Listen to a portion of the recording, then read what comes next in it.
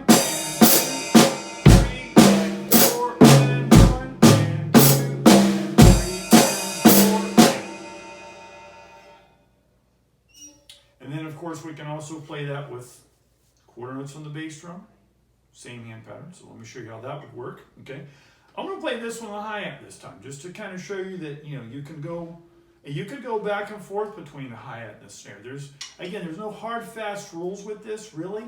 It's a creative exercise. It's a coordination exercise. It can be a warm-up. You're getting ready to play a song, right? And the whole idea is too, don't only just do this with your right hand, moving around the kit, or just with your left hand, but you want to do both, because we want to work to develop our ability to flow around the kit smoothly, okay? And the only way to improve on that is to use both hands moving around the kit. So I'll show you what that would look like now with the eighth notes on the hi-hat. I'm going to keep my hi-hat closed this time, and then I'm going to go ahead and just play quarter notes on the bass drum, okay? So I'm going to go like this.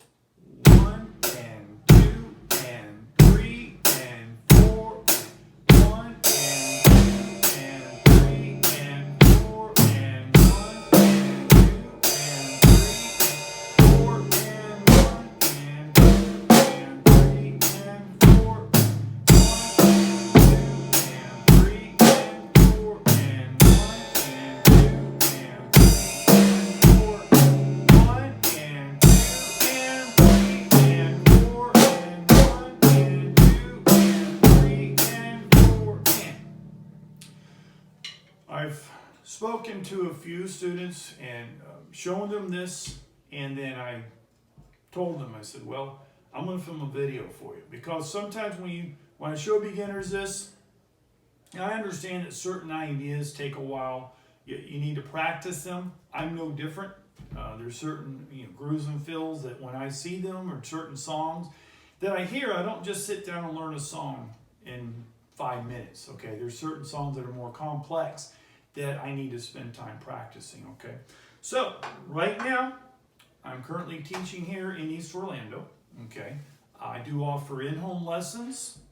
I'm also currently teaching with Lessons in Your Home. I also offer private in-home lessons. I also teach virtual lessons right here in my music room.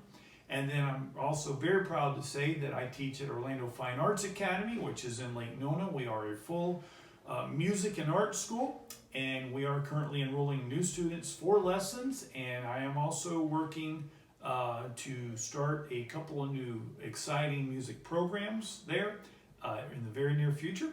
So for lessons like this, whether you're looking to play in a band, whether you want to play for fun, if you want to play in church, whether you're very young or older person, you're never too old to start playing the drums. So please feel free to either contact the school or myself. The contact information will be on the video. I want to thank you for watching. Have a great day and happy drumming.